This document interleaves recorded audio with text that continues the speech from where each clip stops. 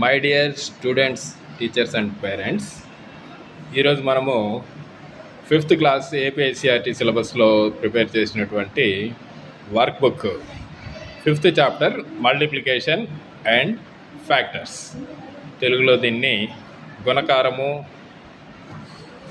మరియు భాగహారాలు చాప్టర్ తర్వాత ఉన్నటువంటి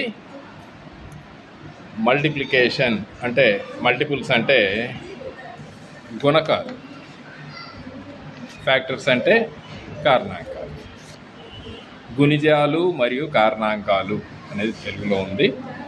మనం ఇంగ్లీష్లో దీన్ని మల్టిపుల్స్ అండ్ ఫ్యాక్టర్స్ అనేటువంటి చాప్టర్స్ని చూస్తున్నాము.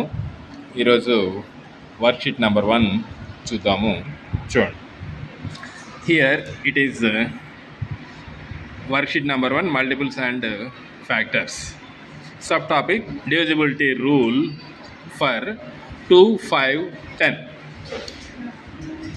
2, 5, 10 భాజనీయత సూత్రాలు. ఈ first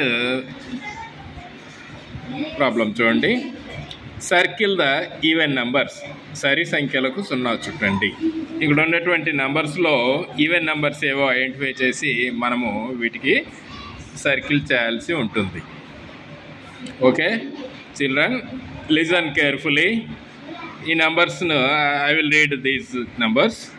first one is 236, 388, 455, 237, 488, 380, 224, 5859, 6842, 8648, 3633,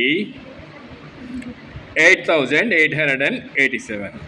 Here, in all these numbers, we have to find out the even numbers. సరి సంఖ్యలను మనం కనిపెట్టాలి అంటే వాటి యూనిట్స్ ప్లేస్ అంటే ఒకట్ల స్థానం.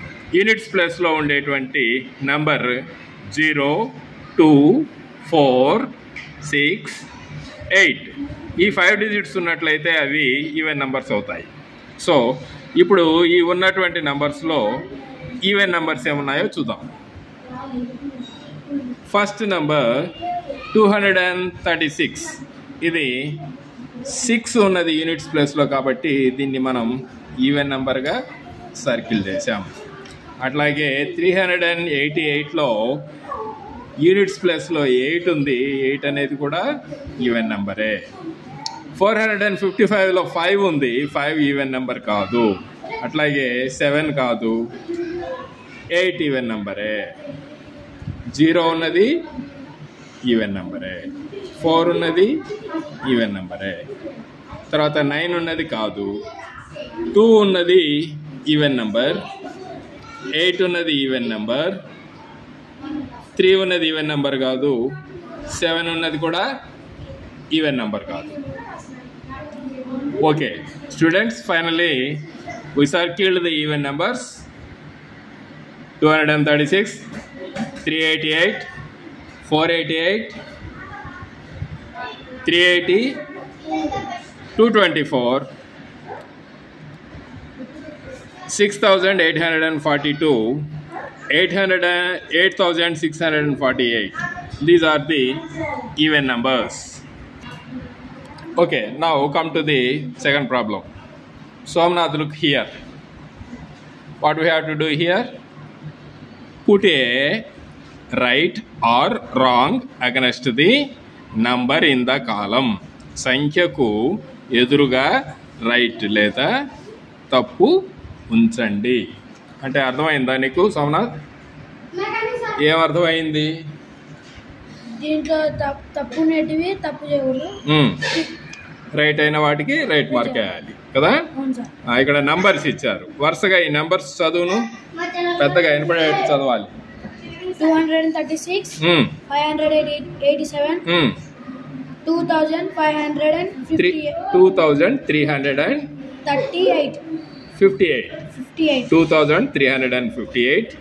Next 22,000. 22,000 100 100 sir. 2200. దాన్ని 2200 అంటాం. Okay, next 8,495. yes 9,534. yes 400. 4000 449. 300. 3,842. okay. Here with all these numbers what we have to do, మనం ఏం చేయాలి? ఈ సంఖ్యలన్నిటినీ చూడు, digit in ones place. Once ప్లేస్లో ఉండే డిజిట్ ఏదో రాయాలి, అది డివిజిబుల్ బై 2 అవునా కాదా? చేయాలి. వేయాలి. ఓకే, ఇప్పుడు ఫస్ట్ వన్ వాళ్ళే చేశారు కదా. ఇది రాంగ్ సార్. సెకండ్ వన్లో డిజిట్, ఫస్ట్ డిజిట్ చెప్పాలి. 7 సార్. 7. సో ఇది 2తో డివిజిబులా కాదా? కాదు sir. So we have to put into mark here. Here units place is 8. Yes sir. Right. Here what is the digit? 0 sir. 0. Yes This sir. Yes sir. right. This No sir. No. what is the digit we have to write here? 5. We have to write 5. Wrong sir. This is not divisible by 2. This is 4. Right sir. Not Right, sir. divisible. Right. This 9 sir. 9 sir. 9. Is it divisible or not? Not divisible sir. Not divisible. This 2 sir. Divisible sir. 2. It is divisible. Okay. Yes, sir. In this way we have completed the second one.